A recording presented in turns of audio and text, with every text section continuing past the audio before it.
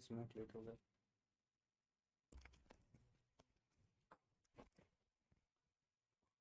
Good morning everyone.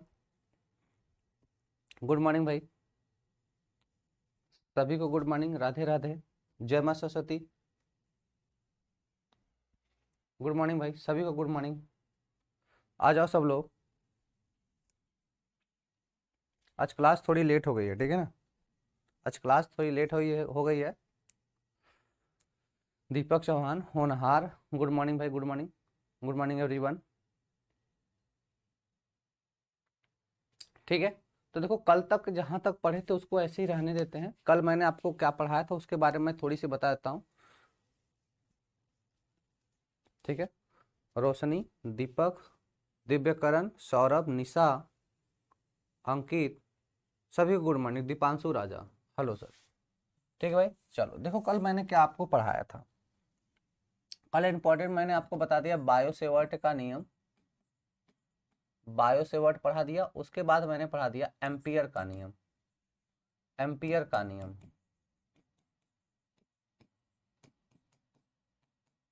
ठीक है, इन दोनों के कारण मतलब बायो सेवर्ट से हम लोग चुंबकीय क्षेत्र देखे थे, उसके बाद एम्पियर का परिपथी नियम थे देखे थे। हाँ, इतना लेट क्यों हो गया, थोड़ा सा शेड्यूलिंग में प्रॉब्लम हो गई थी, हो गया होगा, ठीक है ना। चलो कोई बात नहीं। देखो अब हम पढ़ेंगे, कल हमने स्ट्रेट वायर सीधे तार के कारण, अनंत लंबाई का सीधा तार था, उसके कारण भी चुंबकीय क्षेत्र देखा था। ठीक है, आज सर आप मेरा क्वेश्चन सॉल्व नहीं किया। क्या क्वेश्चन था यार?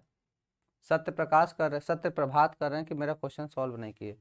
ठीक है बेटा, आज देख लेंगे, व्हाट्सएप भेजे हो, चलो आज देख लेंगे। हाँ गुड मॉर्निंग भाई, सभी गुड मॉर्निंग। तो देखो क्वेश्चन करेंगे कल, कल वाले सेशन में, ठीक है ना। कल के सेशन में क्वेश्चन करेंगे, आज थोड़ी सी थ्योरी और पढ़ लेते हैं, क्योंकि जो क्वेश्चन आते हैं कंबाइन करके आते हैं, तो हो सकता है कि 2-4 क्वेश्चन के बाद हमें प्रॉब्लम होता, इसलिए थोड़ी सी थ्योरी और है, उसको भी पढ़ लेते हैं, उसके बाद क्वेश्चन को लेकर आएंगे। ठीक है, चलो तो आज हम स्टार्ट करेंगे परिनालिका। क्या पढ़ना है? सोलेनॉइड पढ़ना है, परिनालिका। ठीक है, परिनालिका, इसको हम लोग बोलते हैं क्या बेटा? सोलेनॉइड बोलते हैं, ठीक है ना। इसको क्या बोलते हैं? सोलेनॉइड। इसको स्टार्ट करेंगे, ठीक बेटा। सोलेनॉइड के कारण चुंबकीय क्षेत्र क्या होता है बेटा? क्लास की टाइमिंग 6:30 है। कॉल करते हो तो कॉल काट देते हैं।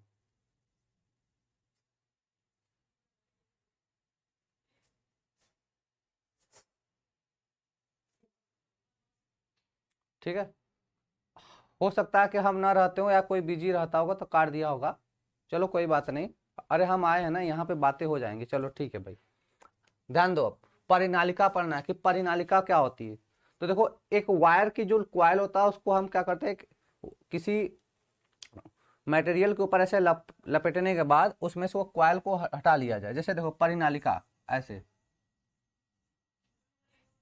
इसको हम एक परिनालिका के नाम से जानते हैं। यह क्या है बेटा? एक परिनालिका है, ठीक है ना। इसको हम लोग क्या बोलेंगे बेटा? एक परिनालिका, इसी को बोलते हैं सोलेनॉइड। अब इसके इसमें जब विद्युत धारा को प्रवाहित करेंगे तो एक चुंबकीय क्षेत्र उत्पन्न होगा। जब इसमें विद्युत धारा को प्रवाहित करेंगे तो इसमें क्या उत्पन्न होगा बेटा? चुंबकीय क्षेत्र उत्पन्न होगा, मैग्नेटिक फील्ड जनरेट होगा, ठीक है ना। तो इसी सोलेनॉइड के कारण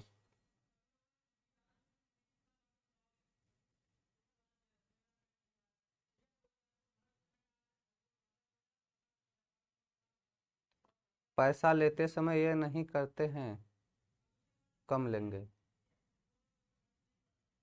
पैसा लेते समय ये नहीं करते हैं कम लेंगे, कहना क्या चाहते हो भैया? कहना क्या चाहते हो? पैसा लेते समय क्या कर रहे हो? नहीं करते कम, नहीं कहते कम लेंगे।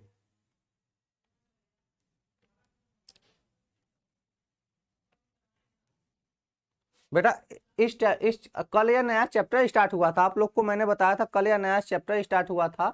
शेड्यूल करने में हो सकता है थोड़ी प्रॉब्लम हो गई है। कल यह चैप्टर नया स्टार्ट हुआ था, कल से नया चैप्टर हम लोग पढ़ रहे हैं। आज इसका दूसरा लेक्चर है। कल वाले क्वेश्चन में मतलब 5 लेक्चर में यह चैप्टर खत्म हो जाएगा। 5 लेक्चर में यह क्वेश्चन खत्म हो जाएगा। ऑप्शन वाला क्वेश्चन कल करा देंगे, और आप लोगों के लिए चैप्टर वाइज, आप लोगों के लिए मैं चैप्टर वाइज वीडियो लेक्चर तैयार कर रहा हूँ वो आपको दिया जाएगा, ठीक है ना। चैप्टर वाइज वीडियो लेक्चर है जिसमें 50 से 60 क्वेश्चन पर चैप्टर में रहेगा, ठीक है बेटा। अब थोड़ा सा थोड़ा सा आप लोग चैटिंग बंद करो, थोड़ा सा पढ़ना शुरू करें, ठीक है ना। चैटिंग थोड़ा बंद करो, थोड़ा सा पढ़ लेते हैं, ठीक है ना। शेड्यूल रॉन्ग है, हाँ क्लास का जो शेड्यूल वो थोड़ा गड़बड़ है, ठीक है ना। देखो बेटा ये एक सोलेनॉइड है, यह क्या हो गया, एक सोलेनॉइड हो गया। अब हम मान लेते हैं कि इधर ये एस है, इधर के एरिया क्या है यस है, और इधर वाला एन है। जैसे हम लोग किसी मैग्नेट की बात करते हैं, दो पोल्स होते हैं यस और एन, ठीक है ना। एस और एन, इधर बोलते हैं एस सिरा है, उधर क्या है एन सिरा है। एन सिरे से हम लोग क्या करते हैं, विद्युत धारा इसमें आई जब प्रवाहित करते हैं, तो जब विद्युत धारा प्रवाहित की जाती है तो आप जानते हैं कि विद्युत धारा प्रवाह के कारण, वैद्युत धारा प्रवाह के कारण किसी भी चालक तार में अगर वैद्युत धारा प्रवाहित करते हैं तो उसमें एक क्या होगा भाई, चुंबकीय क्षेत्र उत्पन्न होता है। तो ठीक है, तो ये एनएस ये किसकी तरह से एक दंड चुंबक होता है ना एनएस, उसी की भांति यह काम करने लगेगा, ठीक है बेटा। एक सोलेनॉइड, जैसे क्या सोलेनॉइड बनाते कैसे, कॉपर के वायर को हम ऐसे स्प्रिंग की तरह लपेट कर उसको सोलेनॉइड के फॉर्म में कन्वर्ट करते हैं, ठीक है, ठीक है बेटा। तो यह एनएस यह किसकी तरह, एनएक्स एक मैग्नेट की भांति काम करेगा, इसमें आई एम्पियर की धारा प्रवाहित करें, इधर से क्या होगा ये बाहर की तरफ निकलेगा, इसको हम परिनालिका का नाम देते हैं। इसको किसका नाम देते हैं बेटा, परिनालिका, ठीक है। यह क्या हो जाएगा हमारे पास, परिनालिका, ठीक है। तो अब इसी परिनालिका के कारण, अब इसी परिनालिका के कारण, हाँ नॉर्थ पोल साउथ पोल होता है, इसी परिनालिका के कारण अब हमें चुंबकीय क्षेत्र ज्ञात करना है। इसी परिनालिका के कारण हमें क्या करना है बेटा, चुंबकीय क्षेत्र को ज्ञात करना है, ठीक है। चलो आ जाओ, तो बात करते हैं निश्चित लंबाई की परिनालिका, निश्चित लंबाई। और मैंने देखो परिनालिका में बताया कि यह फेरों की संख्या यन हमने मान लिया कितनी है, फेरों की संख्या यन हो। जैसे यह वायर के कितने फेरे हैं, यन फेरे हों, कितने फेरे हों, यन फेरे हों, ठीक है ना। तो देखो निश्चित लंबाई की परिनालिका हो, कहते हैं यदि यन बराबर क्या हो, फेरों की संख्या, यन बराबर क्या हो, फेरों की संख्या, एल बराबर क्या हो, परिनालिका की लंबाई हो, एल बराबर क्या हो बेटा, परिनालिका की लंबाई हो, ठीक है। और स्मॉल एन बराबर प्रति एकांक फेरों की संख्या हो, प्रति एकांक फेरों की संख्या का मतलब, जैसे पर्टिकुलर एल लंबाई हमने मान लिया, जैसे ये हमारे पास एक परिनालिका है, यह समझो। तो हम प्रति एकांक लंबाई मतलब अगर यहाँ पे हम फेरों की संख्या निकालेंगे तो एन बाई एल कर लेंगे, कितना कर लेंगे भाई, एन बाई एल पढ़ कर लेंगे, ठीक है। अच्छा चैप्टर कौन सा है, चैप्टर का नाम है भाई विद्युत धारा का चुंबकीय प्रभाव, विद्युत धारा का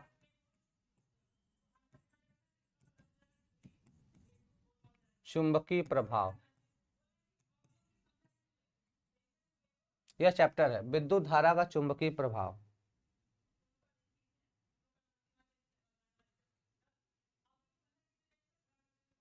ठीक है।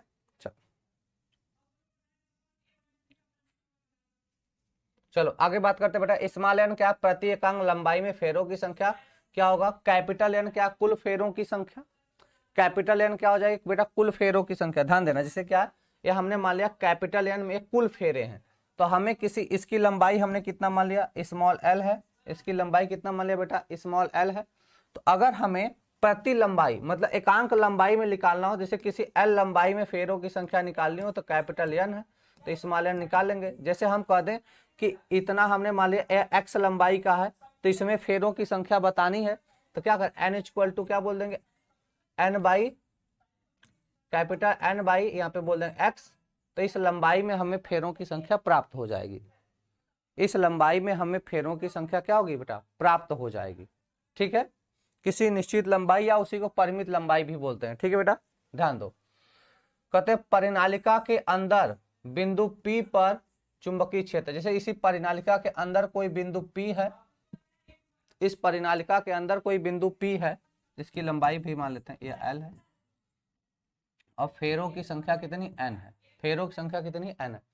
तो क्या बोलेंगे बेटा, परिनालिका के अंदर बिंदु P पर चुंबकीय क्षेत्र कितना होगा, तो B बराबर mu naught upon 4 pi 2 pi N I, 2 pi N I sine alpha plus sine beta, sine alpha plus sine beta, यह होगा इस परिनालिका के अंदर किसी बिंदु P पर। बात समझ में आ रहा है कि नहीं? तो डायरेक्ट फार्मूले और उसी पे क्वेश्चन होगा, ठीक है।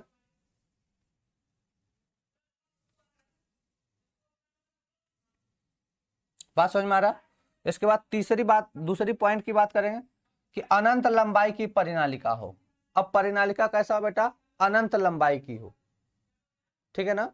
अब बात कर लेते हैं किसके लिए, कि जो परिनालिका की लंबाई हो वह कितनी हो, अनंत हो। जब परिनालिका की लंबाई अनंत हो तो कहते हैं यदि परिनालिका की लंबाई अनंत लंबाई की है, अनंत लंबाई की है एवं बिंदु जिस पर चुंबकीय क्षेत्र ज्ञात करना है परिनालिका के मध्य में है, तब अल्फा बराबर यहाँ पे बीटा होगा। अल्फा बराबर यहाँ पे क्या होगा, बीटा होगा, और इसके बराबर पाई बाई 2 का मतलब है, पाई बाई 2 का मतलब 90 डिग्री। पाई बाई 2 का मतलब बेटा कितना होगा, 90 डिग्री। तो क्या हो जाएगा, जब देखो साइन अल्फा यह भी 90 अंश का, यह भी 90 अंश का, दो यह एक एक कितना हो जाएगा, 2 हो जाएगा, 2 2 4 हो जाएगा, यह 4 से 4 काट दोगे और पाई से पाई कट जाएगा, तो क्या बचेगा, म्यू नॉट एन आई बचेगा। कितना बचेगा, देखो यहाँ पे जैसे मैंने बताया कि B बराबर कितना होगा बेटा, mu naught upon 4 pi 2 pi N I sine alpha plus sine beta, ठीक है। यह होगा, यह क्या है, किसी निश्चित लंबाई के कारण मध्य किसी बिंदु P पर, किसी बिंदु P पर चुंबकीय क्षेत्र B का मान है, ठीक है। अब हम कह रहे हैं कि यदि इसकी लंबाई कितनी हो जाए, अब कह रहे हैं कि अनंत लंबाई की परिनालिका हो, अनंत लंबाई की परिनालिका हो। परिनालिका की लंबाई कितनी हो जाएगी बेटा, जब अनंत हो जाएगी तो हम बोल रहे हैं यहाँ से अल्फा बराबर बीटा बराबर पाई बाई 2 होगा, इसका मतलब 90 अंश है। तो यहाँ से क्या बोल देंगे, साइन अल्फा की जगह 90 हो जाएगा, इसका मान 1 होगा, तो इसमें प्लेस कर देंगे, तो क्या हो जाएगा, B बराबर mu naught upon 4 pi 2 pi N I sine alpha, तो यह जाएगा क्या, साइन 90 प्लस साइन 90, और दोनों का मनवा 1 हो जाएगा, तो यहाँ से क्या हो जाएगा, B बराबर म्यू नॉट अपान 4 पाई, और यहाँ से इसका देखो 1, इसका मान कितना हो जाएगा 1, इसका भी मान 1, तो 1 1 1 प्लस 1 2 हो जाएगा, 2 दूना 4 हो जाएगा, 4 पाई एन आई, देखो 4 पाई से कट जाएगा, तो B बराबर म्यू नॉट एन आई आ जाएगा। ये किसके लिए है, अनंत लंबाई की परिनालिका हो तब।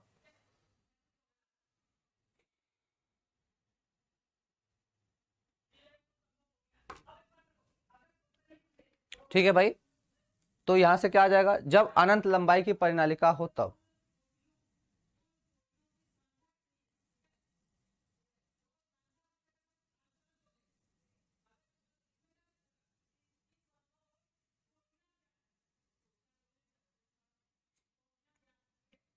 चलो ध्यान देना सब लोग, जैसे समझो, बात को समझो सभी लोग। जैसे यही हम कह रहे हैं कि हमारे पास कोई परिनालिका है, जब यहां से विद्युत धारा को बेटा प्रवाहित करोगे, जब यहां से विद्युत धारा को प्रवाहित करोगे, मैं सारी चीजें डिटेल में थोड़ा सा बताने की कोशिश कर रहा हूँ, ठीक है ना। देखो बताने की कोशिश कर रहा हूँ, देखो जब यहाँ से विद्युत धारा को प्रवाहित करोगे तो जब इधर जाएगा तो इसमें क्या होगा, चुंबकीय क्षेत्र ये डॉट मतलब बाहर की तरफ होगा। अब भाई सिंपली है, अंगूठे का नियम लगा लोगे, हथेली का नियम लगा लोगे, तो ऐसे लगाओगे, जब जब हथेली का नियम लगाओगे तो यह धारा की दिशा कहाँ हो जाए, अंगूठा की दिशा में, और तब चुंबकीय क्षेत्र कहाँ होगा, बाहर की तरफ होगा, तब चुंबकीय क्षेत्र कहाँ होगा, बाहर की तरफ होगा, ठीक है। ऐसे ही तार को पकड़ोगे, अंगूठे ई वाला नियम लगा लो, है ना, अंगूठे का नियम लगाओगे तो ऐसे तार को ऐसे पकड़ लो, तो हमारा अंगूठा धारा की दिशा में है, तो अंगुलियों के जो मुड़ने की दिशा है, अंगुलियों के जो मुड़ने की दिशा है।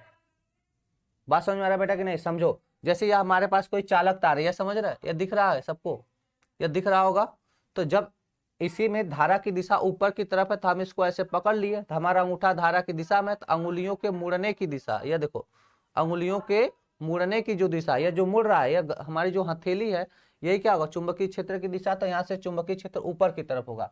तो देखो जहां जहां धारा ऊपर की तरफ जाएगा ऐसे ही जाएगा,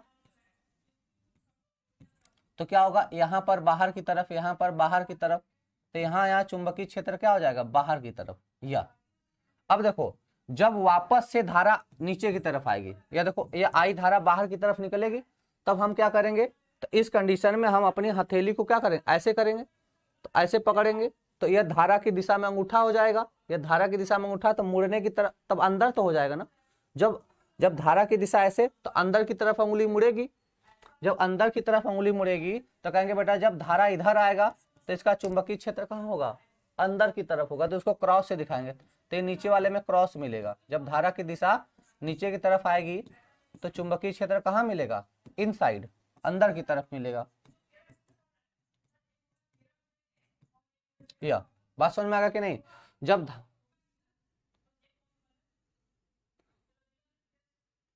बात समझ में आ रहा है बेटा कि नहीं। एक चीज आपको समझो, जैसे यह शायद मे भी दिख नहीं रहा होगा, मैं कुछ दूसरा जुगाड़ करता हूँ।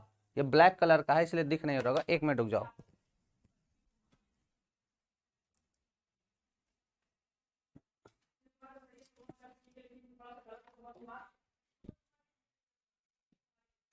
ठीक है बेटा, आई होप कि यह दिख रहा होगा सबको। ध्यान दो, तो जैसे ये धारा की दिशा ऊपर की तरफ जा रही है, ये धारा की, ये जैसे ये हम इसका समझो, ये नोक ले लिया मैंने, तो इधर धारा की दिशा है, तो इसको ऐसे पकड़ ले भैया मेरे, चाहे तो हथेली पे रख ले, हथेली पे लखड़ा लफड़ा है, बंद कर ले सीधे सीधे, तो ऐसे कर लो। और अपने अंगूठे को ऊपर की तरफ रखो। अंगूठा किसको बताता है मेरे भाई, धारा की दिशा, धारा की दिशा को बताता। और ये जो अंगुलियों के मुड़ने की दिशा, ऐसे मुड़ रहा है ना, ऐसे मुड़ने की दिशा किसको बताएगी, देखो ऐसे मुड़ रहा है ना, तो ऐसे जो मुड़ने की दिशा है यही चुंबकीय क्षेत्र की दिशा। तो अरे भाई मेरे बता, तो ऐसे जब रखेंगे तो ये बाहर की तरफ होगा। अब बाहर की तरफ बोर्डवा तो लिख नहीं पाएगा, जब बाहर की तरफ बोर्डवा पे नहीं लिख पाएगा तो क्या करेगा, ऊपर डाट लगा देगा। तो जब जब धारा ऊपर की दिशा में रहेगी बेटा, जब जब धारा कहाँ रहेगी, ऊपर की दिशा में रहेगी, उस समय समय पर यह चुंबकीय क्षेत्र बाहर की तरफ होगा। और इसको दिखाएंगे बेटा हम डाट से। किसे दिखा देंगे, डाट से। यह हो गया, इतना मैटर तो समझ में आ गया सबको। फिर जब धारा नीचे की तरफ आएगी, देख भाई, तो जब धारा नीचे की तरफ आएगी तो फिर से अंगूठे को इसी इसी की दिशा में लगाओगे, तो यह अपनी हथेली का जो अंगुली है कहाँ मुड़ेगा, इन साइड में मुड़ेगा, ये इन साइड मुड़ेगा। जब इन साइड मुड़ेगा, अंदर की तरफ मुड़ेगा, तो उस समय चुंबकीय क्षेत्र अंदर की तरफ हो जाएगा। तो भाई अंदर की तरफ कहाँ दिखाओगे, क्रॉस से दिखा दोगे, तो मैंने नीचे की तरफ क्रॉस दिखा दिया। इतना सबको क्लियर हुआ कि नहीं, यह समझ में आ गया सबको, बात समझ में आ रहा है। तो यहाँ यह परिनालिका में जब धारा ऊपर की तरफ जा रही है तो उस समय चुंबकीय क्षेत्र बाहर होगा, जब नीचे की तरफ धारा आएगी तो अंदर होगा। सर मुझे दिनों से लाइट की प्रॉब्लम थी इसलिए क्लास, चलो भाई आ गया ना, अब पढ़ लो क्लास, ठीक है ना। शिल्पी कुमारी क्या कह रहे हो भैया, प्लीज सर, क्या प्लीज सर, समझ नहीं आ रहा है भाई, आधा बोल रहे हो इसलिए समझ नहीं आ रहा है। चलो भाई अब बात करते हैं, इतना तक सबको क्लियर है, इतना सबको क्लियर है। अब समझना बेटा, अब मैं क्या करूं, यह परिनालिका है, तो अब समझो यह हमने इसकी एक्सिस मान ली, यह बीच से एक एक्सिस है इसका, यह एक्सिस मान लिया मैंने, इतना क्लियर है। अब यह अंदर की तरफ, यह बाहर की तरफ, या अंदर की तरफ, यह चुंबकीय क्षेत्र होगा हर जगह। यह बीच वाला एक्सिस मैंने यहां पे खींच लिया।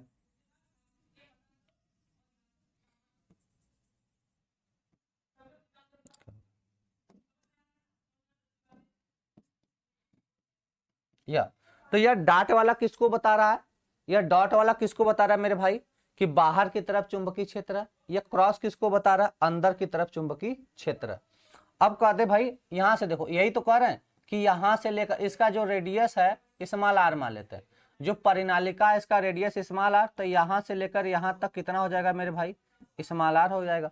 यो स्मॉल आर होगा, ये वाला डिस्टेंस भी कितना होगा, स्मॉल आर होगा। इतना क्लियर है। तो इसी सेंटर पे कोई हमने बिंदु P मान लिया, इसी सेंटर पे क्या मान लिया, कोई बिंदु P, तो यहां से यहां वाला कोण और यहां वाला कोण, यह इसको इससे लाइन से मिला देते हैं, तो और ये यहाँ पे ऐसे है यह, तो कहते हैं यही वाला कोण सर जी यह अल्फा कोण है। यह क्या कोण है, अल्फा कोण है। और यह वाला कोण क्या है, बीटा है। समझो, यह वाला कोण क्या है अल्फा, यह वाला कोण है बीटा, यही अल्फा और बीटा की बात होती है। फिर से समझो, मुझे पता है कि आप लोग को समझ में नहीं आया होगा, ठीक है ना। देखो फिर से समझो, यह क्या है, यह डॉट वाला कहाँ का बता रहा है बाहर की तरफ चुंबकीय क्षेत्र, एक क्रॉस वाला किसको बता रहा है अंदर की तरफ चुंबकीय क्षेत्र, और इसी के मध्य कोई बिंदु P मान लिए, इसी के मध्य क्या मान लिया कोई बिंदु P। तो अब इसको कहाँ से मिलाओ, जैसे यहाँ पर मैंने कोई बिंदु P मान लिया, तो इसको यहाँ से मिला देते हैं, इसको यहाँ से मिला देते हैं, या कॉर्नर से मिला दो, कहीं परिनालिका के इंड से मिला दो, परिमित लंबाई का है तो परिनालिका के इंड से मिला दो, और एक है परपेंडिकुलर खींचो, तो इनके यह वाला कोण बीटा और यह वाला कोण क्या है अल्फा है, ठीक है। यह परिमित लंबाई के लिए। अब समझो, जब अनंत लंबाई का होगा, जब कब होगा बेटा अनंत लंबाई का होगा, तो यही वाला अल्फा और बीटा अनंत के लिए,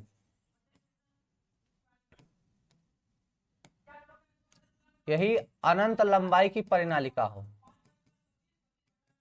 लंबाई की परिनालिका के लिए क्या हो जाता है, जो अल्फा है बराबर बीटा हो जाता है, और बराबर कितने को हो जाता है π/2 के हो जाता है, ठीक है।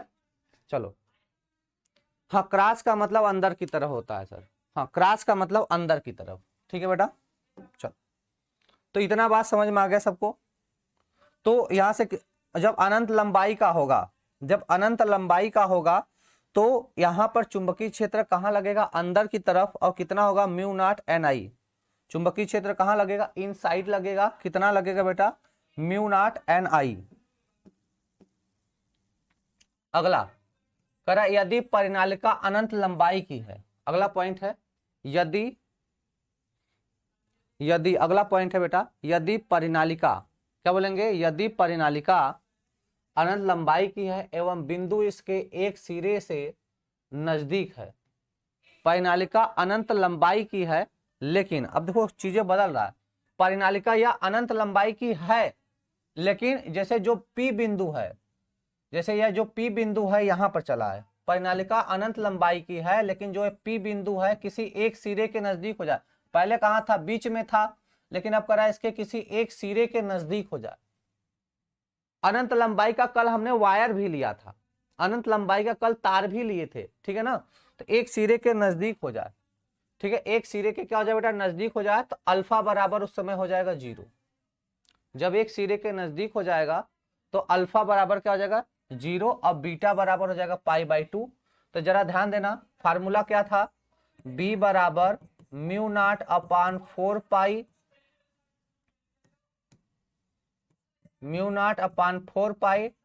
2π sine alpha plus sine beta, यह फार्मूला है, sine alpha plus sine beta, यह बेटा फार्मूला है। तो इसमें कह रहा है कि अल्फा बराबर 0 हो जाएगा, बीटा बराबर π/2 हो जाएगा। तो देखो इसका मान तो वह साइन बीटा का मान मतलब साइन 90 हो जाएगा, तो 1 हो जाएगा, और यह हो जाएगा 0। तो सीधे सीधे क्या मिलेगा, तो μ0/4 2π मिलेगा। तो देखो 2π और 2π काट देगो तो 2 बच जाएगा, तब μ0/2 हो जाएगा, कितना आ जाएगा बेटा यहाँ से, तो μ0/2, वही कहने का मतलब, और Ni बचेगा, कितना बचेगा μ0/2 Ni बचेगा, ठीक है। आगे अब बी सिरा बराबर क्या होगा 1/2, फिर बी अंदर वाला, मतलब बी सिरे पर और या अंदर पर, दोनों में रिलेशन क्या होगा 1/2 का रिलेशन होगा। दोनों में अगर आपसे रिलेशन पूछा जाएगा तो कितने का रिलेशन होगा बेटा 1/2 का रिलेशन होगा।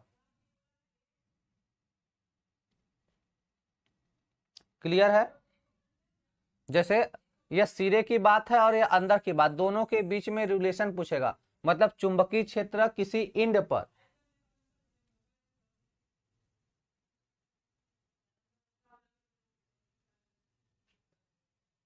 ठीक है बेटा, क्योंकि देखो कॉन्सेप्चुअल आपको क्वेश्चन ही तैयार करना है, क्वेश्चन मतलब कॉन्सेप्ट ही तैयार करना है कि इसके लिए फार्मूला होता है, डेरिवेशन पढ़ने की जरूरत नहीं है।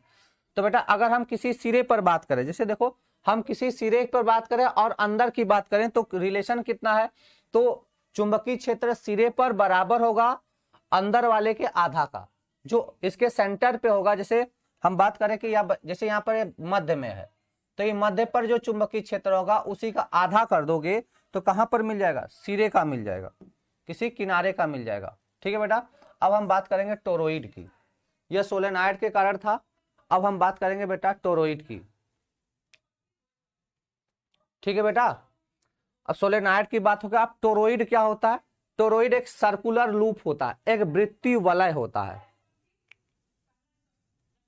क्या पढ़ा रहे हैं हम, सोलेनॉइड पढ़ा रहे हैं। क्या पढ़ा रहे हैं बेटा, सोलेनॉइड के कारण, मतलब किसी परिनालिका के कारण चुंबकीय क्षेत्र, किसी परिनालिका के कारण चुंबकीय क्षेत्र। बात समझ में आ रहा था। तो आप टोरॉइड की बात करें, टोरॉइड क्या होता है, एक किसी वृत्तीय वलय होता है, मतलब एक सर्कुलर लूप होता है और उसी में वायर को ऐसे ऐसे लपेटा जाता है। ठीक है, तो उसके कारण चुंबकीय क्षेत्र कितना होगा। ठीक है, तो कहेंगे वलय की आकृति, क्या बोलेंगे बेटा, वलय की आकृति की एक बंद परिनालिका को, क्या बोलेंगे, वलय की आकृति की एक बंद परिनालिका को क्या कहते हैं बेटा, टोरॉइड कहते हैं। क्या कहते हैं, टोरॉइड कहते हैं। जैसे देखो हमारे पास कोई वायर हो, कोई वायर हो, तो देखो अगर वायर किसी कापर का धातु का है, एल्युमिनियम धातु का है, तो उसे स्प्रिंग की तरह क्या करते हो, गोला बना सकते हो। तो उसको हम लोग क्या नाम देते हैं बेटा, टोरॉइड नाम देते हैं। मतलब परिनालिका को ही हम सर्कुलर बना दें, वृत्तीय वलय के रूप में बना दें, तो उसको हम नाम देते हैं टोरॉइड का। ठीक है ना, टोरॉइड का नाम देते हैं, कहते हैं अतः यह एक अंतविहीन परिनालिका है। अंतविहीन मतलब कि सीधे से सर्कुलर परिनालिका है। हाँ बेटा, कल क्लास 6:30 ही रहेगी। ठीक है, बात समझ में आ गया। तो एक परिनालिका ही है, बस ये सर्कुलर है। यह भी क्या होता है, एक परिनालिका है, बस सर्कुलर है। देख लो जरा,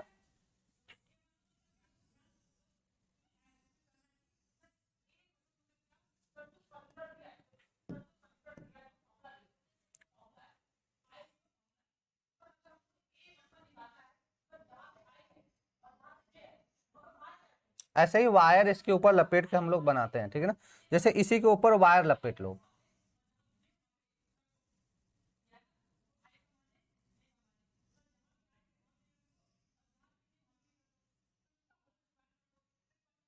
ऐसे के ऊपर ऐसे वायर लपेट देते हैं। ठीक है ना, इसी के ऊपर क्या करते हैं बेटा, वायर लपेट के बनाते हैं। ठीक है ना, तो ये तार को, तार होता है और अंदर वाले को हम लोग क्रोड बोलते हैं। अंदर वाले को क्या बोलते हैं बेटा, क्रोड बोलते हैं। कोई फैन देखा है, फैन का जो क्वाइल आता है, कोई देखा है, फैन का क्वाइल देखे हो, फैन का क्वाइल देखे हो, अंदर से एक मैग्नेट होता है, उसी मैग्नेट के ऊपर वायर लपेटी जाती है, और उसी के ऊपर क्या होता है, वायर लपेटी जाती है। ठीक है ना, बात समझ में आ रहा है कि नहीं। तो देखो इसके, ये जो टोरॉइड है, या जो टोरॉइड है, इसके बाहरी लूप पर जो चुंबकीय क्षेत्र होगा अंदर की तरफ होगा। इसके टोरॉइड के जो क्रोड पर चुंबकीय क्षेत्र होगा वह इनसाइड होगा, वो क्या क्रॉस लगेगा, इनसाइड होगा। और जो कोर में होगा, अंदर होगा, वह आउटसाइड लगेगा। अंदर वाला क्या लगेगा, आउटसाइड लगेगा। और इसकी त्रिज्या हमने स्मॉल आर मान ली। इसकी त्रिज्या हमने क्या मान ली बेटा, स्मॉल आर मान ली। लूप क्या होता है, वृत्तीय वलय। वृत्तीय मतलब एक वृत्त का गोलाकार, है ना। ठीक है बेटा, तो अगर हमने क्या मान लिया, इसका जो रेडियस है कितना मान लिया, स्मॉल आर रेडियस मान लिया। कितना मान लिया बेटा, इसका जो रेडियस हमने स्मॉल आर मान लिया। तो एक छोटा सा एलिमेंट्री पार्टिकल लेंगे, इसका एक छोटा सा एलिमेंट्री पार्टिकल हम ले लेंगे, कह देंगे जिसकी लंबाई क्या है, डीएल है। एक छोटा सा एलिमेंट्री पार्टिकल है, कह देंगे जिसकी लंबाई डीएल है। तो इस डीएल के कारण चुंबकीय क्षेत्र कितना होगा, डीबी होगा। तो पहले इस चुंबकीय क्षेत्र डीबी का मान रख कैलकुलेट करेंगे, उसके बाद उसको समाकलन करके पूरा ला देंगे। उसके बाद उसका समाकलन करके पूरा लिया देंगे वैल्यू। बात समझ में आ रहा है कि नहीं, समझो। तो थोड़ा इसके लिए थ्योरी टाइप में इसके बनता कैसे है, कहते हैं यदि किसी टोरॉइड की एकांक लंबाई में, कहते हैं यदि किसी टोरॉइड की एकांक लंबाई में फेरों की संख्या स्मॉल n है। टोरॉइड में जो तार को लपेटा गया वो फेरों की संख्या कितनी बेटा, स्मॉल n है। इससे बहने वाली धारा I है। इससे बहने वाली धारा कितना है बेटा, I है।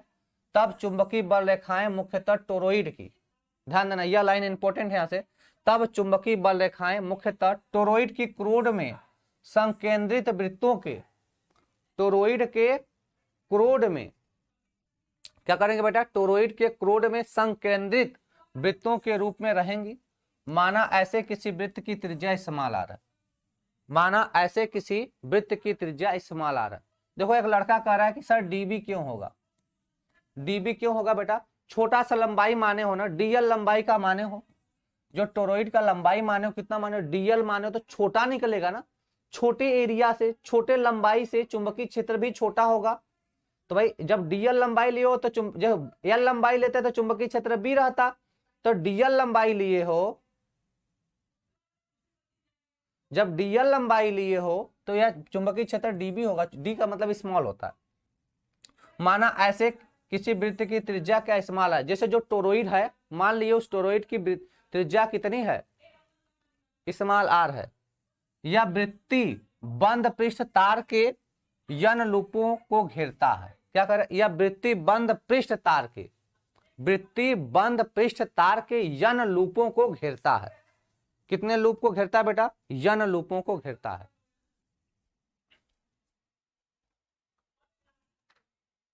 बात समझ में आ रहा है। तो इस कंडीशन में इसका चुंबकीय क्षेत्र कितना हो जाएगा, तो बी बराबर mu naught N I 2 pi R, कितना होगा, mu naught N I 2 pi R हो जाएगा। क्लियर है। इस कंडीशन में इसका चुंबकीय क्षेत्र कितना होगा, बी बराबर mu naught N I 2 pi R हो जाएगा। ठीक है, क्लियर है मेरे भाई।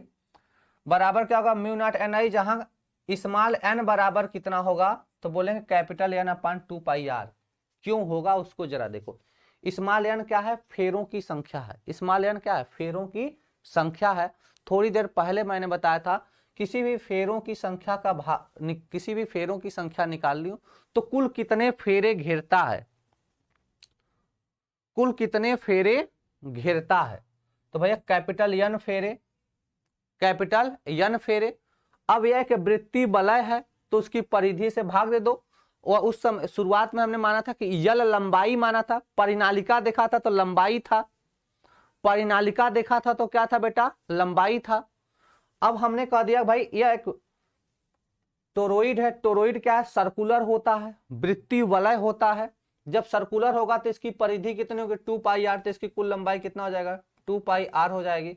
तो स्मॉल एन की जगह पे हम लोग क्या प्लेस कर सकते हैं, N upon 2 pi R, small N की जगह क्या प्लेस कर सकते हो, एन अपान 2 पाई आर। ठीक है बेटा। तो देखो, तो जब इसको 2 पाई आर, तो देखो एन अपान 2 पाई आर, इसके स्थान पे स्मॉल एन रख दोगे तो इस समय चुंबकीय क्षेत्र कितना मिलेगा, म्यू नॉट एन आई, क्या मिलेगा, म्यू नॉट एन आई। क्लियर है। अच्छा, कहने का मतलब है किसी टोरॉइड के लिए अगर हमें वैल्यू क्या क्या पता हो, उसमें फेरों की संख्या पता हो और धारा कितना है, और म्यू नॉट का वैल्यू हम जानते हैं, म्यू नॉट का मान कितना होता है बेटा, म्यू नॉट का मान होता है 4 पाई इंटू 10 का पावर माइनस का 7। म्यू नॉट का मान कितना होता है, तो म्यू नॉट का मान होता है 4 पाई इंटू 10 का पावर माइनस 7। तो म्यू नॉट का यह वैल्यू प्लेस करके हम चुंबकीय क्षेत्र निकाल लेंगे। सर टोरॉइड क्या होता है, टोरॉइड एक परिनालिका ही है, बस उसको क्या किया जाता है, सर्कुलर हो जाता है। टोरॉइड एक तरह की परिनालिका ही है, बस वह सर्कुलर हो जाती है। चलो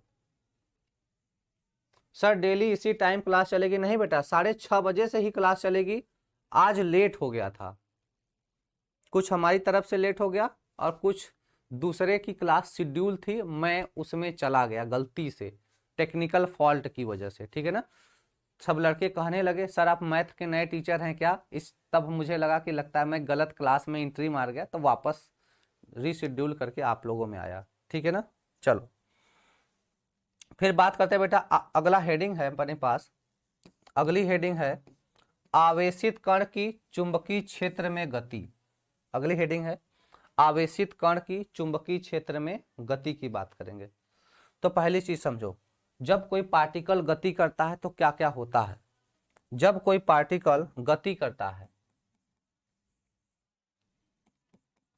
जब कोई पार्टिकल गति करेगा तो उसके पास फोर्स होना, उसको उसके ऊपर क्या लगेगा बेटा, फोर्स लगेगा। जब कोई पार्टिकल गति करेगा, जब कोई कण क्या करेगा, गति करेगा, तो उसके पास फोर्स होगा, मतलब बल होगा। अब बल होगा तो त्वरण भी होगा, त्वरण होगा तो वेग भी होगा, है ना। ये चीजें समझ में आ रही कि नहीं। क्या कर रहा है, जब कोई आवेशित कण गति करेगा, गति कौन करता है, जिसके पास द्रव्यमान हो, जिसके पास क्या हो, द्रव्यमान हो। जैसे तब हमारे कण के पास क्या होगा, इसके पास द्रव्यमान होगा। चीजें देखो, क्वेश्चन कैसे पूछा जाएगा, क्वेश्चन कैसे पूछा जाएगा, क्वेश्चन कैसे पूछा जाएगा। तो कण के पास द्रव्यमान होगा और साथ में इसके पास बल बल लगेगा, क्योंकि आवेशित कण गति कर रहा है, कोई मोशन में। आप गति कब करोगे, जब आपके ऊपर फोर्स लगाया जाएगा, ठीक है ना। तो बल हो जाएगा। अब बल जब कोई गति करेगा तो त्वरण होगा, और त्वरण होगा साथ में तो वेग भी होगा, वेलोसिटी भी होगी, है ना। बात समझ में आ रहा है। तो इसको हम लोग फोर्स में पढ़ते हैं क्या, F बराबर Q V B sine theta. F बराबर क्यू वी बी कितना होता है, साइन थीटा होता है। कितना होता है बेटा, F बराबर Q V B sine theta. ये चुंबकीय क्षेत्र में गति करेगा, क्यू आवेश होगा, भी वेलोसिटी हो जाएगी, ये साइन थीटा एंगल हो जाएगा। ठीक है बेटा, बात समझ में आ रहा है कि नहीं। चलें आगे।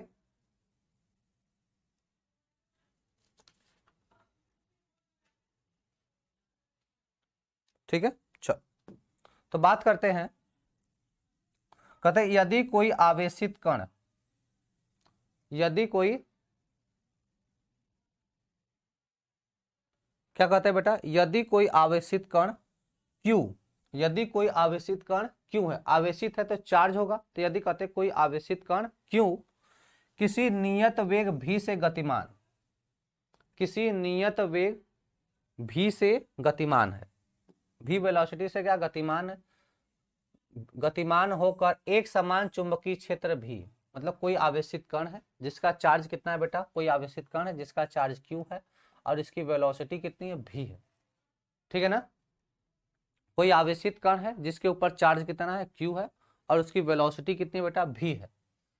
एक समान चुंबकीय क्षेत्र B में प्रवेश करता है। क्या करता है, एक समान चुंबकीय क्षेत्र B में प्रवेश करता है। तब इसके द्वारा अनुभव किया गया बल, तब इसके द्वारा अनुभव किया गया बल वेक्टर F बराबर Q into V cross B होगा। कितना होगा बेटा, V क्रॉस B। अब जाने रहो, V क्रॉस B को जब वेक्टर फॉर्म से हटाते हैं, जैसे A क्रॉस B हो, हाँ बेटा, इसी को लारेंज बल के नाम से भी जानते हैं, इसी को लारेंज बल के नाम से भी जानते हैं। जैसे बेटा बताओ, अगर A क्रॉस B होता है, क्या होता है, A क्रॉस B होता है तो इसको क्या लिखते हो, ए बी साइन थीटा, है ना, लिखता है कि ना लिखता है। ठीक है बेटा ना, तो A क्रॉस B बराबर कितना होता है, A B sine theta. Clear है, क्लियर है। तो इसी तरह V क्रॉस B को क्या लिखते हो, वी बी साइन थीटा। क्या लिखोगे बेटा मेरे, वी बी साइन थीटा। ठीक है बेटा, क्लियर है। तो देखो, V क्रॉस B के स्थान पे क्या लिख दोगे, वी बी साइन थीटा। क्या हो जाएगा, F बराबर Q V B sine theta. तो F बराबर क्या हो जाएगा, Q V B sine theta. और इसी को लॉरेंज बल के नाम से भी जानते हैं। इसी को किस बल के नाम से जानते हैं, लॉरेंज बल के नाम से भी जानते हैं। बेटा Q बराबर E कब होगा, देखो Q बराबर E कब होगा। तो पहली चीज इसको जानने के लिए पहला चैप्टर में पढ़ाया था, Q बराबर N ही होता है। जब n का मान 1 हो जाए, एक इलेक्ट्रॉन की बात होगी, तब Q बराबर E होता है। यह चीज आप याद रखना, Q बराबर NE होता है। Q बराबर क्या होता है बेटा, NE होता है। ठीक है ना, Q बराबर NE, जब n का मान 1 होता है तब Q बराबर E होता है। कौन कमेंट किया था यह, अच्छा राजकेशर, है ना, राजकेशर यादव। ठीक है बेटा, चलो। अच्छा टाइम हो गया, अभी कहाँ टाइम हुआ, अभी टाइम तो है, अभी बचा है, कब स्टार्ट किया, अभी तो कुछ टाइम हुआ भी नहीं। ध्यान दो बेटा, जैसे देखो, यह हमारे पास कोई पार्टिकल है, यह हमारे पास कोई आवेशित कण है, दिख रहा होगा, कोई आवेशित कण है जिस पर आवेश कितना है, Q है, जिस पर आवेश कितना है बेटा, Q है, और इसका द्रव्यमान m है, और यह v वेग से गतिमान है। किसमें, चुंबकीय क्षेत्र B में, एक समान चुंबकीय क्षेत्र B में गतिमान है। माना कोई कण है जिस पर आवेश Q है, इसका द्रव्यमान m है, और यह v वेग से गतिमान है, कहाँ, एक समान चुंबकीय क्षेत्र में। तब इसके ऊपर लगने वाला बल कितना होगा, F बराबर Q V B sine theta. Important formula है, क्वेश्चन आते हैं।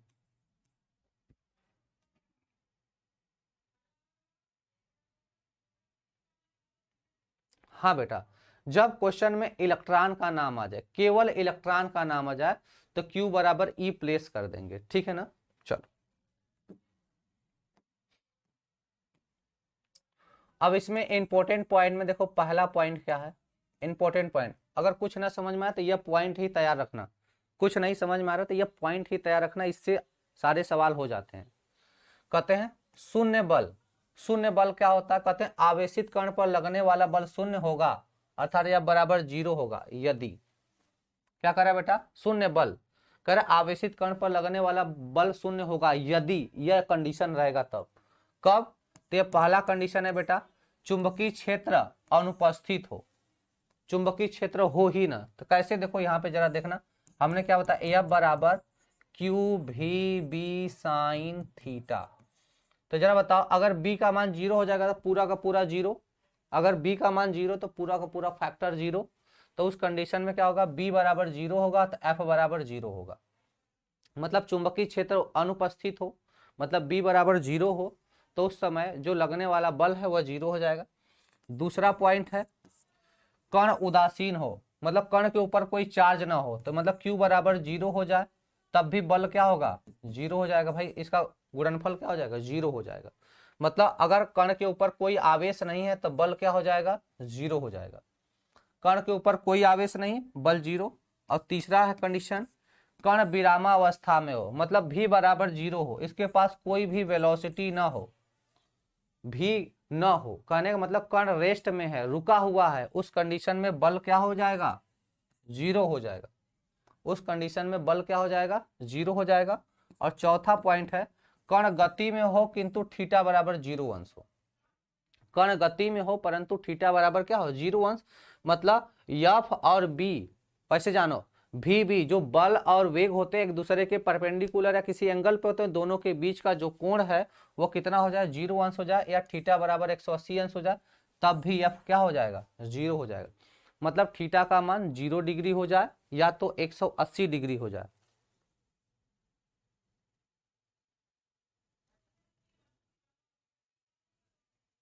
ठीक है बेटा, चलो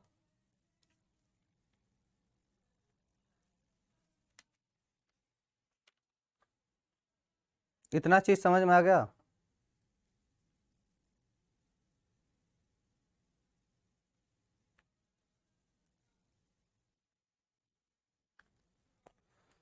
ठीक है, और देखो जैसे थीटा क्या होता है, थीटा के बारे में मैं बता दूं, वेक्टर बी व वेक्टर भी के बीच का कोण है। चल थीटा क्या है, थीटा क्या है बेटा, तो कहते हैं थीटा वेक्टर बी व वेक्टर भी के बीच का कोण होता है। ठीक है, थीटा का मान कहाँ मिलेगा, बी भी मतलब वेग और चुंबकीय क्षेत्र के बीच का एंगल है, ठीक है ना, दोनों के बीच का जो कोण है वही थीटा होता है। अगर यह दोनों एक दूसरे के समानांतर हो जाए, मतलब थीटा 0 हो जाए, या तो विपरीत हो जाए, तो क्या हो जाएगा, 180 हो जाएगा, तो उस कंडीशन में एफ क्या हो जाएगा, 0 हो जाएगा, उस कंडीशन में एफ क्या हो जाएगा, 0, क्योंकि साइन 0 का मान 0 होता है, साइन 0 का मान क्या होता है, 0 होता है। हाँ लास्ट पॉइंट फिर से क्या करा बताए, यदि थीटा का मान कितना हो जाए, 0 डिग्री हो जाए, या थीटा का मान 180 डिग्री हो जाए, तो क्या हो जाए, एफ 0 हो जाएगा। कैसे हो जाएगा वह भी जरा देखो, कैसे हो जाएगा वह भी देखो, जैसे इधर हमारे पास फोर्स लगता है, यह हमारे पास क्या है, चुंबकीय क्षेत्र है, और इधर कहीं हमारे पास वेलोसिटी है, तो यही वाला कोण थीटा होता है, मतलब वेलोसिटी और चुंबकीय क्षेत्र के बीच का जो कोण होता है उसी को थीटा कहते हैं। तो क्या कर रहा है, यही थीटा अगर 180 अंश के बराबर हो जाए, या यही थीटा कितने के बराबर, 0 अंश के बराबर हो जाए, तो भाई दोनों कंडीशन में साइन क्या होता है, 0 होता है, तो इस कंडीशन में एफ बराबर कितना होगा, 0 होगा।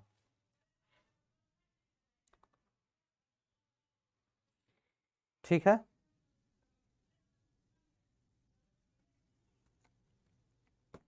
चलो अब बात करते हैं बेटा बल की दिशा कैसे निकालोगे, बल की दिशा कैसे निकालोगे, बात समझ में आ रहा है कि नहीं, बल की दिशा कैसे निकालोगे, तो देखो मैक्सवेल के दक्षिणावर्ती पेंच के नियम से निकालोगे, जैसे ये देखो, समझ में आ रहा है कि नहीं, मैक्सवेल के दक्षिणावर्ती पेंच का नियम, जैसे समझो, जैसे अब मैक्सवेल के दक्षिणावर्ती पेच का नियम है, सब समझो, इसी से समझाते हैं, थोड़ा सा आगे चलते हैं, डायरेक्शन की बात करते हैं बेटा, बल की दिशा की बात करते हैं, डायरेक्शन कैसे निकालोगे।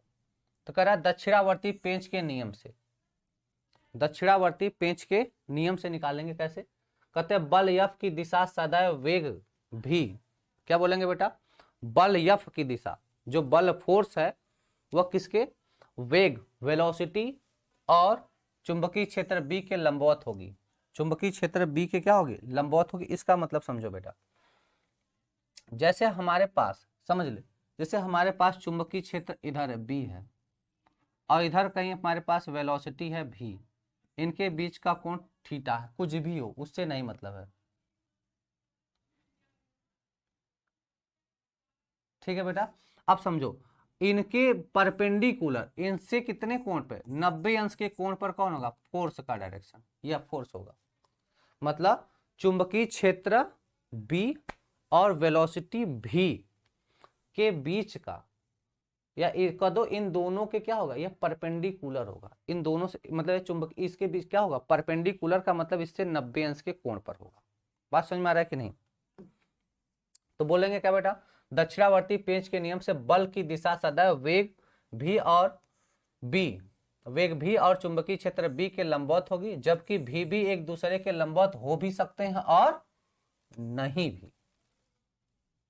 मतलब वेग और चुंबकीय क्षेत्र एक दूसरे के परपेंडिकुलर, मतलब इनके बीच का कोण 90 अंश हो भी सकता है और नहीं भी हो सकता है, इनके बीच में कोण 90 अंश का हो भी सकता है या नहीं भी हो सकता है, ठीक है। तो होना वो जरूरी नहीं है, लेकिन बल की दिशा हमेशा इसके लंबवत होगी, बल की दिशा हमेशा इसके क्या होगी, लंबवत होगी। बात समझ में आ रहा है कि नहीं,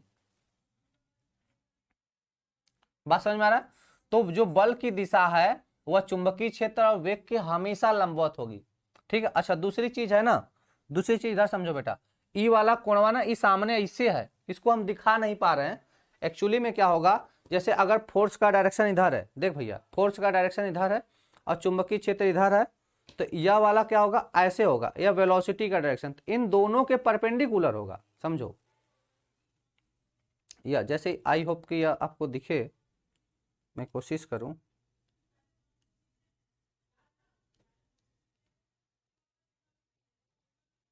या जैसे ऐसे, समझ रहे हो, इन दोनों के परपेंडिकुलर होगा, यह क्या होगा, इन दोनों के परपेंडिकुलर होगा, मतलब फोर्स का डायरेक्शन इधर, तो यह चुंबकीय क्षेत्र या ये वाला वेलोसिटी और दोनों के परपेंडिकुलर में फोर्स होगा।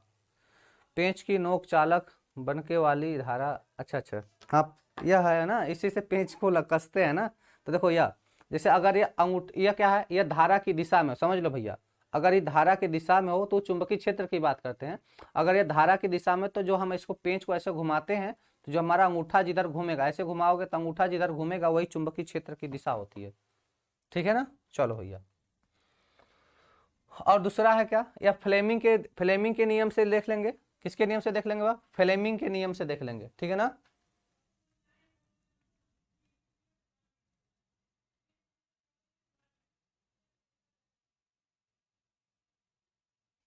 ठीक है भाई, चलो फ्लेमिंग के नियम से भी देख सकते हैं। फ्लेमिंग का नियम क्या होता है, अपने हम अंगुलियों को, इन तीन अंगुलियों को, जैसे अंगूठा, पहली अंगुली और बीच वाली अंगुली, जैसे तर्जनी, अंगूठा और ये बीच वाली अंगुली, ठीक है ना, इसको इस प्रकार से मोड़ें, इसको इस प्रकार से मोड़ें कि तीनों एक दूसरे के परपेंडिकुलर हो। फ्लेमिंग के अगर हम नियम से बात करें, जैसे फ्लेमिंग के जो लेफ्ट लेफ्ट हैंड रूल है, जो फ्लेमिंग का लेफ्ट हैंड रूल, ठीक है ना, तो लेफ्ट वाला आपका कौन सा हाथ हो जाएगा, अपने हाथ को इस प्रकार से मोड़ लो, क्लास 12th का है, 10th में भी था, तो ये हमारे से लेफ्ट हैंड है, ये हमारा बायां हाथ है, तो इसको इस प्रकार से मोड़ो, है ना, कि तीनों एक दूसरे के क्या हो, परपेंडिकुलर हो। इसको इस प्रकार से मोड़ो कि तीनों एक दूसरे के क्या हो बेटा, परपेंडिकुलर हो। परपेंडिकुलर का मतलब हो जाएगा 90 अंश हो, परपेंडिकुलर का मतलब 90 अंश हो जाए। तो अगर इस प्रकार से देखो, ऐसे इस प्रकार से इसे मोड़ो अपने तीनों अंगुलियों को, और इसमें जो पहली वाली अंगुली है यह किसको बताए, चुंबकीय क्षेत्र की दिशा को, इसमें यह जो तर्जनी है यह किसको बताए बेटा, चुंबकीय क्षेत्र की दिशा को बताए, और यह बीच वाली अंगुली धारा की दिशा को बताए, तब यह अंगूठा बल की दिशा में लगेगा, तब अंगूठा किधर लगेगा, बल की दिशा में लगेगा। बात समझ में आ गया बेटा। चलो आगे देखो, आवेशित कण पर बल की दिशा फ्लेमिंग के बाएं हाथ के नियम से भी ज्ञात की जा सकती है। क्या कर रहा है, देखो ये फ्लेमिंग के बाएं हाथ का नियम लेफ्ट हैंड रूल है, फ्लेमिंग लेफ्ट हैंड रूल, ठीक है ना, क्या है, फ्लेमिंग लेफ्ट हैंड रूल है, लेफ्ट हैंड रूल है। जैसे देखो क्या, या अगर तर्जनी वाली अंगुली, जिसको हम तर्जनी कहते हैं, पहली अंगुली कहते हैं, अगर यह किसकी दिशा में हो, चुंबकीय क्षेत्र की दिशा में, बीच वाली अंगुली किधर हो, धार मतलब वेग की दिशा में, चालक के वेग की दिशा में हो, तो यह अंगूठा बल की दिशा को बताएगा। अंगूठा किसको बताएगा, बल की दिशा को, ठीक है बेटा। उसके बाद यदि बाएं हाथ का अंगूठा, इसी में आगे कह रहा है, यदि बाएं हाथ का अंगूठा तर्जनी एवं माध्यमा को इस प्रकार फैलाएं कि तीनों परस्पर लंबवत हो, तीनों परस्पर क्या हो, लंबवत हो। तर्जनी किसको बताएगी, चुंबकीय क्षेत्र की दिशा को, माध्यमा धनावेशित कण की गति की दिशा को बताएगी, या ऋणावेशित कण की गति की दिशा के विपरीत। अंगूठा किसको बताएगा, बल की दिशा को बताएगा, ठीक है। अंगूठा किसको बताएगा, बल की दिशा को बताएगा। इतना चीज क्लियर है। Left hand rule, left hand rule, left hand rule लगाना है, ठीक है ना। चुंबकीय क्षेत्र के लिए आपको लेफ्ट हैंड रूल लगाना है बेटा। ये देखो दाहिना बायां मत किया करो, मुझे समझ कम आता है दाहिना बायां में, ठीक है बेटा। इतना समझ ले कि मुझे दाहिना बायां कम समझ में आता है, लेफ्ट राइट बोल लिया कर, काफी कंफ्यूज रहते हैं हम।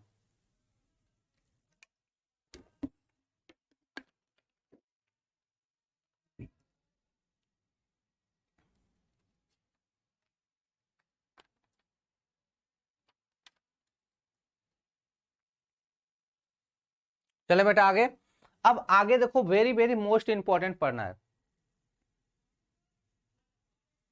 ठीक है बेटा। अब देखो आगे वेरी वेरी मोस्ट हमें पढ़ना इंपॉर्टेंट, आपसे पूछा जाएगा क्वेश्चन। अब देखो यहाँ पे मैं क्वेश्चन लेकर भी आऊंगा, ठीक है ना, लेकर भी आऊंगा। कह रहा है चुंबकीय क्षेत्र में आवेशित कण का पथ कैसा होगा। पथ आपसे पूछा जाता है कि पथ क्या होगा, रेखीय होगा कि वृत्तीय होगा कि हेलिक्स होगा, यह पथ आपसे पूछा जाता है, ठीक है बेटा। बात समझ में आ रहा है कि नहीं, यह पथ आपसे पूछा जाता है, और ये वेरी वेरी मोस्ट इंपॉर्टेंट, इसको नोट कर लो बेटा, यह वेरी वेरी मोस्ट इंपॉर्टेंट है। चुंबकीय क्षेत्र में आवेशित कण का पथ कैसा होगा। पथ मतलब वह रेखी चलेगा कि वृत्तीय चलेगा कि हेलिक्स की टाइप में, उसका पथ कैसा होगा, यह आपसे पूछा जाता है, बहुत इंपॉर्टेंट। तो अगली हेडिंग हो जाएगी चुंबकीय क्षेत्र में आवेशित कण का पथ, मतलब trajectory of a charge particle in a magnetic field. Trajectory of the charge particle in a magnetic field बहुत इंपॉर्टेंट है।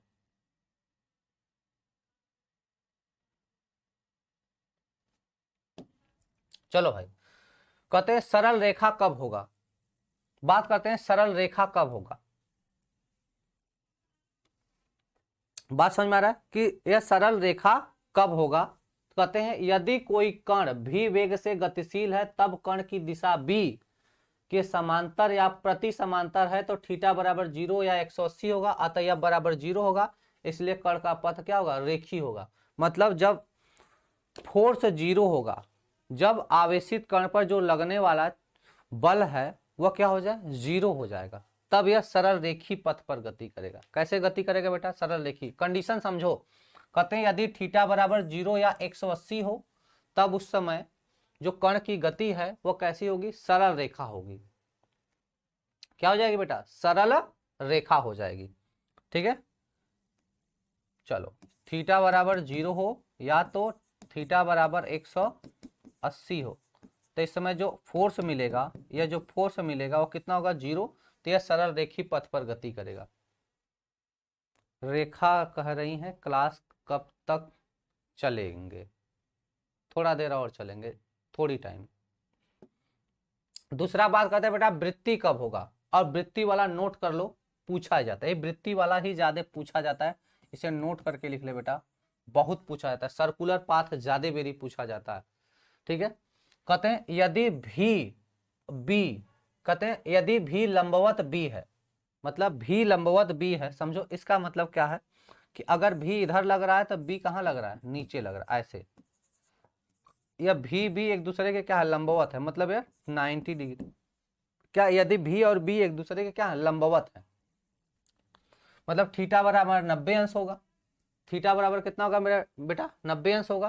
तो एफ बराबर क्या हो जाएगा, Q V B sine theta. तो इस कंडीशन में थीटा बराबर क्या हो जाएगा, 90 अंश हो जाएगा। तो एफ बराबर क्या हो जाएगा, Q V B sine theta से कण पर एक अधिकतम बल क्या लगेगा, एफ मैक्स लगेगा। तो इस समय बल जो कण के ऊपर बल लगेगा वह मैक्सिमम लगेगा, कितना लगेगा, क्यू वी बी लगेगा। और यह मैक्सिमम फोर्स होगा, क्योंकि साइन थीटा का मैक्सिमम मान ही कितना होता है, साइन थीटा का मैक्सिमम मान, साइन थीटा का जो मैक्सिमम वैल्यू होती है, साइन थीटा का जो मैक्सिमम वैल्यू होता है वह 1 होता है। साइन थीटा का अधिकतम मान कितना होता है, 1 होता है। ठीक है बेटा ना, साइन थीटा का अधिकतम मान कितना होता है, 1 होता है। तो जब साइन थीटा का मैक्सिमम वैल्यू 1 हो जाएगी तो साइन थीटा रख दोगे यहाँ पे, साइन साइन थीटा का मैक्सिमम वैल्यू 1, तो वह मैक्सिमम फोर्स हो जाएगा, एफ मैक्स मिलेगा, क्यू वी बी मिलेगा। ठीक है, लगेगा जिसकी दिशा कण की गति की दिशा के अभिलंबवत होगी, अतः कण वृत्ति पथ पर रहेगा। कण किस पर गति करेगा, वृत्ति पथ पे गति करेगा। बात समझ में आ रहा है कि नहीं, तब ये सर्कुलर पाथ पर मोशन करेगा। और यह वाला बहुत बार पूछा जाता है।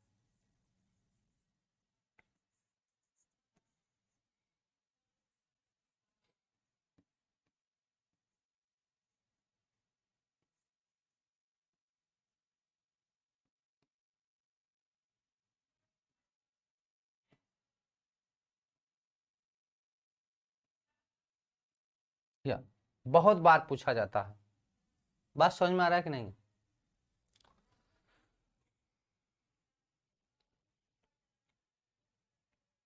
ठीक है, चल पहले वाले में क्या करना है बेटा, सिंपल ही है। क्या यदि कोई कण भी वेग से गतिशील है तब कण की दिशा बी के समांतर या प्रति समांतर है। मतलब देखो, जो कण की गति है, ध्यान देना यहाँ पे, जो कण की गति है, ऐसे जैसे हमारे पास कोई कण की गति है और यह हमारे पास चुंबकीय क्षेत्र बी है, यह हमारे पास चुंबकीय क्षेत्र बी है, हमारे पास कोई कण है। अब यह क्या करेगा, इसी के समांतर दिशा में गति करे, मतलब भी की दिशा इसी के समांतर में हो। इस कंडीशन में थीटा बराबर 0 होगा, या इसके विपरीत दिशा में गति करे, जो हमारा कण है इसके विपरीत दिशा में गति करे। तो जब विपरीत करेगा तो थीटा बराबर 180 अंश हो जाएगा। अब दोनों ही कंडीशन में बताना मुझे, साइन 0 अगर ले लोगे, साइन थीटा का मान 0, साइन 0 का मान क्या होगा, 0 होगा। साइन 180 अंश का मान भी क्या हो जाएगा, यह 0 हो जाएगा। अरे साइन 180 ये भी क्या होगा, 0 हो जाए। तो दोनों ही कंडीशन में, बात समझ में आ रहा। एक चीज समझ लो बेटा, जो बोर्ड में इंपॉर्टेंट है वह हर जगह इंपॉर्टेंट है, जो बोर्ड में इंपॉर्टेंट है वह हर जगह इंपॉर्टेंट है, इतना जान जाओ।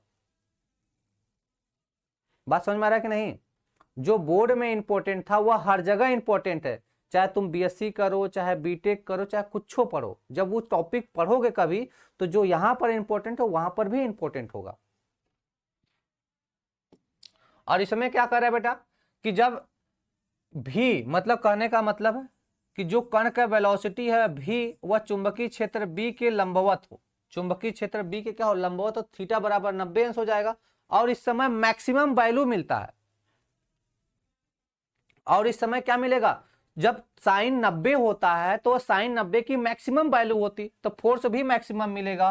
और इस समय कण का जो पथ होता है वो कहता है वृत्ति पथ होता है। इस समय जो कण की पथ होती है वो कैसी होती है, वृत्ति होती है, सर्कुलर पाथ होता है। अब समझो, इसके अलावा जान गए ना, जब थीटा बराबर 90 हो गया और थीटा बराबर 0 हो गया, समझो अब, समझो अब यहाँ पे थीटा बराबर 0 हो या तो 180 हो, तो इस समय पथ कैसा होगा, रेखी होगा। पथ कैसा होगा, रेखी होगा। इतना चीज समझ में आ गया। और जब थीटा बराबर क्या हो जाए बेटा, 90 अंश हो जाए, तो कह देना वृत्ति पथ होगा। अब समझो, अब थीटा का मान 0 और 90, मतलब थीटा का मान 0 या 0 अंश या 180 अंश और 90 अंश के मध्य हो। अब थीटा का मान 0 से 0, 180 या 90, 0 है या 180 और 90 के बीच में हो, तो इसका जो पाथ होगा ये कैसा होगा, हेलिक्स होगा। इसको हेलिकल पथ बोलते हैं। कैसा पथ, तब हेलिकल पथ होगा। कैसा हो जाएगा, हेलिकल पथ, जिसको हम लोग हेलिक्स के नाम से जानते हैं। कैसा पथ होगा, हेलिक्स होगा, हेलिकल पथ होगा। बात समझ में आ रहा है कि नहीं?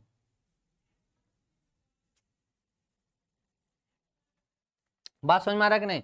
ये पथ कैसा होगा, हेलिकल पथ होगा, मतलब हेलिक्स होगा। तो 3 कंडीशन हो गए।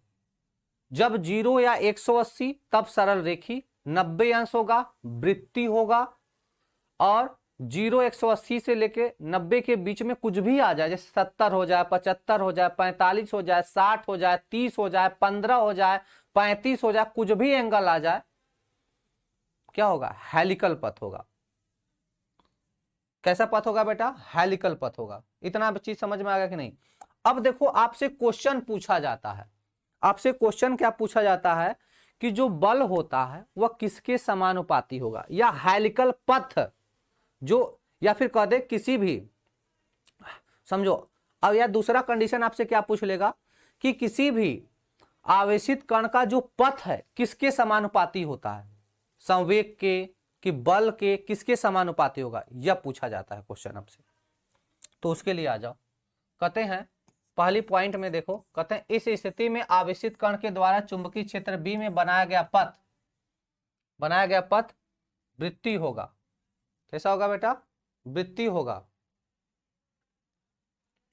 एवं उस पर कार्यरत चुंबकीय बल आवश्यक अभिकेंद्र बल प्रदान करेगा। कब यह कह रहा है कि जब थीटा का मान कितना हो जाए, 90 अंश हो जाए, तो एफ क्या मिलेगा, एफ मैक्स मिलेगा, कितना, क्यू वी बी मिलेगा। कितना मिलेगा, क्यू वी बी मिलेगा। कह रहा इस स्थिति में आवेशित कण के द्वारा, इस स्थिति में आवेशित कण के द्वारा चुंबकीय क्षेत्र में बनाया गया पथ कैसा होगा, वृत्तीय होगा।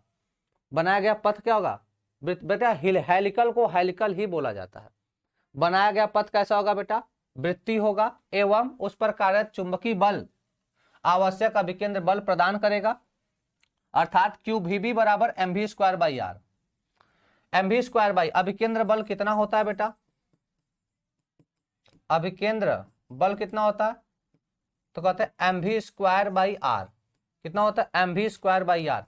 यदि किसी कण का द्रव्यमान यम हो, वह v वेलोसिटी से वृत्तीय पथ पर घूम रहा हो और उस वृत्त की त्रिज्या स्मॉल आर हो, और उस वृत्त की त्रिज्या कितनी हो, स्मॉल आर हो, तो उस समय अभिकेंद्र बल M V square by R होता है। क्लास 11th में पढ़े थे हम लोग। ठीक है बेटा, तो क्या हो जाएगा, क्यू वी बी बराबर M V square by R. देखो भी से काट दोगे एक ठो भी, तो पथ की त्रिज्या कितनी है, पथ की त्रिज्या स्मॉल आर, तो यहां से लिख देंगे क्या, R equal to M V by Q B. अब बताना संवेग क्या होता है, संवेग P बराबर क्या होता है बेटा, एम वी। संवेग P बराबर क्या होता है, एम वी होता है। ठीक है, हेलिक्स का डायग्राम बनाते हैं, रुको अभी हेलिक्स पढ़ाना है, हेलिक्स का डायग्राम पढ़ा के तब बताते हैं कि हेलिक्स कैसा होगा।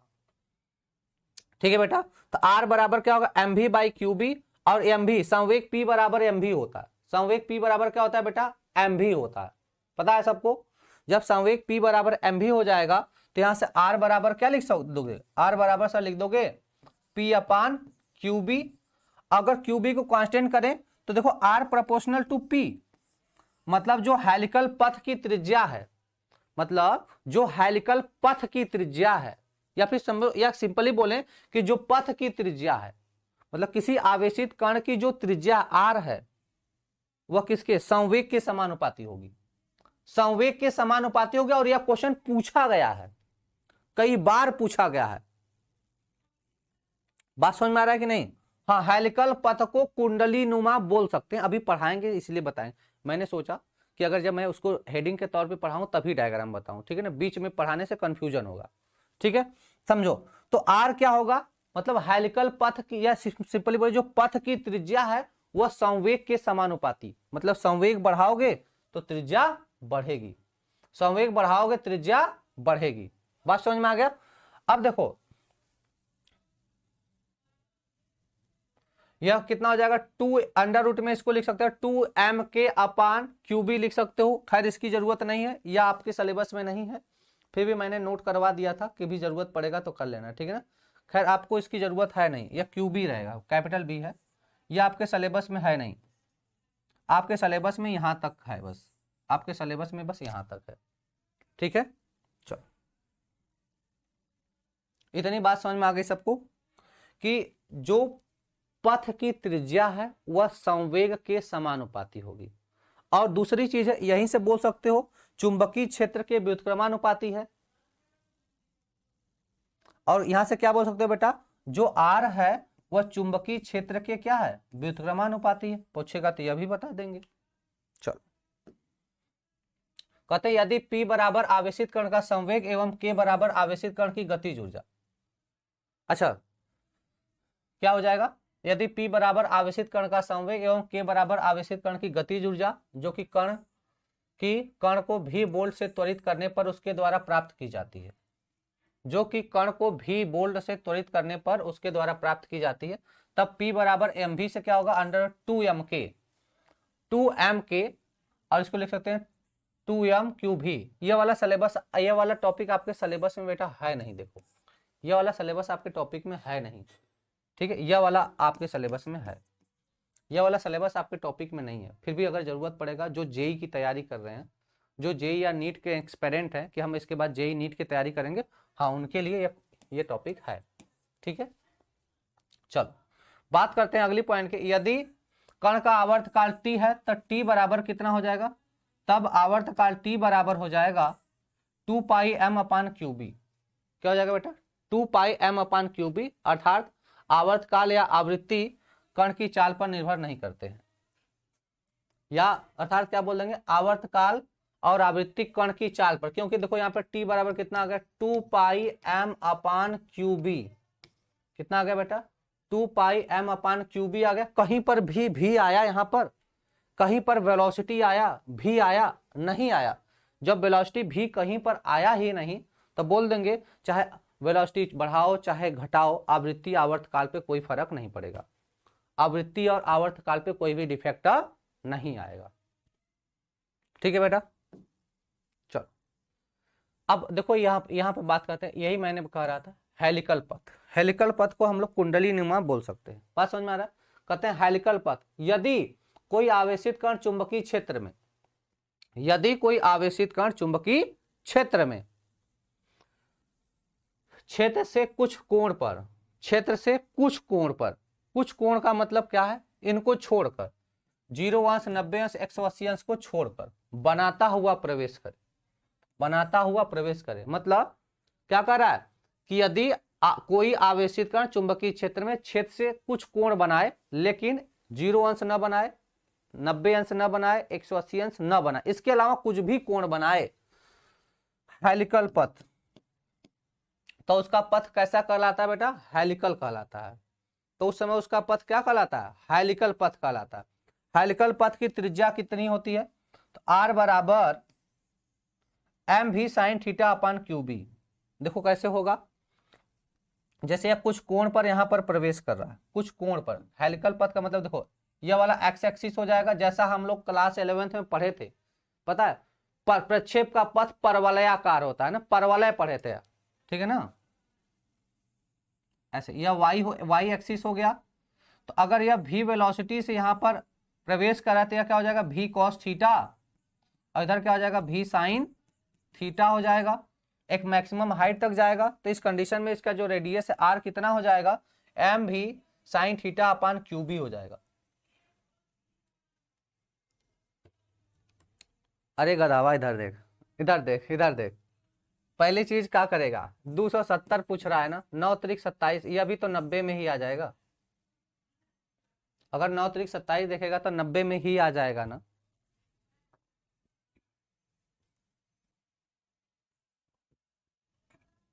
ठीक है भाई, कहते अगला पॉइंट बोलेंगे, चूंकि परिक्रमण काल या परिक्रमण काल रहेगा, परिभ्रमण लिखा है, या इसको परिक्रमण बोल सकते हो, क्योंकि आप लोग परिक्रमण से बेटर जानते हैं। यदि परिक्रमण काल या आवृत्ति वेग पर निर्भर नहीं करते हैं, अतः t बराबर 2πm/क्यूब। अभी मैंने बताया आवर्त काल कितना होता है, हाँ बिल्कुल इसी पे क्वेश्चन बताएंगे। क्वेश्चन टाइप हो चुका है क्वेश्चन टाइप हुआ है, बस आज मैंने सोचा ये टॉपिक कराने के बाद तब क्वेश्चन थोड़ा सा ज्यादा रहेगा। 4-6 क्वेश्चन लेकर आओ, मजा नहीं आता है ना। कहते हैं चूंकि परिक्रमण काल या आवृत्ति वेग पर निर्भर नहीं करता, अतः t बराबर 2πm/क्यूब एवं v बराबर QB/2πm होगा। क्या होगा? t बराबर 2πm/क्यूब होगा और v बराबर QB/2πm होगा। ठीक है, यह वेलोसिटी का मान हो गया, वह आवर्तकाल का मान हो जाएगा। आवर्तकाल पूछेगा, वेलोसिटी पूछेगा तो कर लेंगे। अच्छा देखो कह रहा है 1 से 89 और 91 से 170 नहीं 179 तक हो जाएगा। ठीक है ना। चलो 15 डिग्री, हाँ बिल्कुल 15 डिग्री पे कर सकते हो। आगे की पॉइंट की बात करते हैं। कहते हैं हेलिकल पथ की पिच मतलब पथ, अर्थात एक चक्कर में तय क्षैतिज दूरी। पिच मतलब पथ की बात होती, कितना दूरी तय किया। पिच मतलब पथ की बात होती है ना। सूत्र P बराबर इसको लिख सकते हैं P बराबर टी भी कॉस थीटा। P बराबर कितना हो जाएगा? टी भी cos theta upon equal to 2πm/क्यूब भी कॉस थीटा, या फिर सिंपली यूज कर लेंगे क्या, देखो इसको लिख सकते हैं 2πr/tan थीटा। यह से क्वेश्चन नहीं आएगा, इससे क्वेश्चन आपको नहीं आएगा, यह आपके सिलेबस में नहीं है। ठीक है, इसमें आपको कैलकुलेशन करने के लिए आएगा ही नहीं, इसमें आपको कैलकुलेशन करने के लिए आएगा ही नहीं। देखो क्वेश्चन कैसे आएगा, सिंपली आपको एंगल बताया जाएगा। अब पूछेगा कि रेखी है कि वृत्तीय है कि हेलिकल, कहेगा पथ कैसा होगा। सिर्फ आपसे इतना पूछा जाएगा पथ कैसा होगा, और आप उसके लिए सीधे सीधे एंगल याद करो कि 0 180 रेखी होगा, 90 पे वृत्तीय होगा, उसके अलावा कुछ भी दे हेलिकल होगा, उसके अलावा कुछ भी दे क्या होगा, हेलिकल होगा। लारेंज बल है, इसके बारे में कल पढ़ते हैं। ठीक है बेटा, लारेंज बल है, इसके बारे में हम कल स्टार्ट करते हैं। लारेंज बल है, इसके बारे में बेटा कल पढ़ते हैं। ठीक है ना। चलो कल नहीं पढ़ेंगे, क्वेश्चन करेंगे। ठीक है ना, कल क्वेश्चन करेंगे, उसके बाद इसको अगले क्लास में पढ़ेंगे। ठीक है,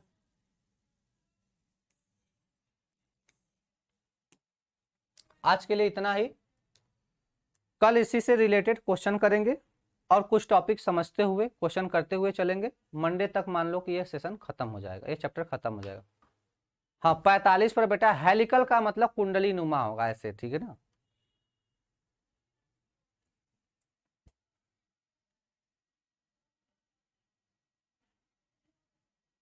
क्या कह रहा सर, एक समान में चुंबकीय क्षेत्र क्या कर रहा, एक समान।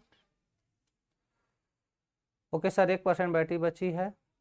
अच्छा, एक समान चुंबकीय क्षेत्र कैसे उत्पन्न करेंगे भाई? सिंपली वहां मैग्नेटिक फील्ड को कांस्टेंट किया जाता है। सर एक सवाल, चुंबकीय क्षेत्र कैसे उत्पन्न करेंगे? भाई देखो, अगर किसी चालक तार में अगर हम वैद्युत धारा को परिवर्तित करेंगे, किसी चालक तार में वैद्युत धारा को क्या करेंगे, प्रवाहित करेंगे और उसको परिवर्तित भी करेंगे, तो वहां पे एक चुंबकीय क्षेत्र उत्पन्न होता है। यह किसने बताया था? ऑरस्टेड के प्रयोग में ही पढ़े हैं कि किसी चालक तार में अगर हम वैद्युत धारा प्रवाहित करते हैं तो वहां पर चुंबकीय क्षेत्र उत्पन्न होता है। ठीक है, मैं पीडीएफ अपलोड कर रहा हूँ, क्वेश्चन का आज ही अपलोड कर दूंगा, कल सोल्यूशन कराऊंगा, ताकि आप लोग भी करते रहना। ठीक है, चलो क्वेश्चन आज ही अपलोड कर देंगे, कल कराएंगे, आप लोग भी करते रहना।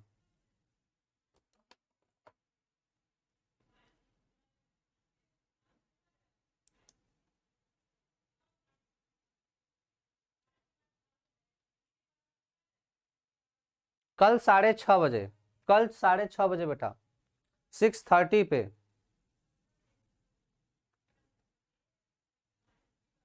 6:30 पे कल 6:30 बजे मुलाकात होगी। ठीक है, 10-5 मिनट इधर उधर चलेगा। ठीक है।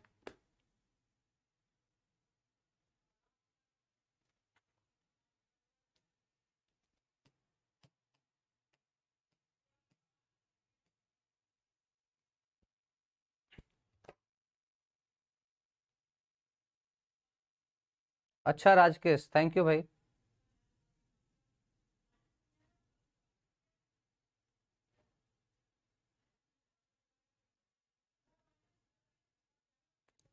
हर्षिता, बेटा खाली टाइम में आप जो रिकॉर्डेड वीडियो अपलोड हो गए उसको देखते रहो। जो रिकॉर्डेड क्लास आपको मिला है उसको देखते रहो हर्षिता, ठीक है बेटा। और उसका स्पीड बढ़ा लो, जैसे आप लोग नॉर्मल 1:1 पे देखते हो ना, उसको 1.5 पे देख लो बेटा, जल्दी से जल्दी कर लो। अच्छा आयुष दुबे, रिप्लाई दीजिए सर, क्या पूछ रहे हो बेटा? सर परिवर्तित चुंबकीय फील्ड कैसे आता है? जब विद्युत धारा को चेंज करते रहोगे तो वहां पे चेंज हो जाता है।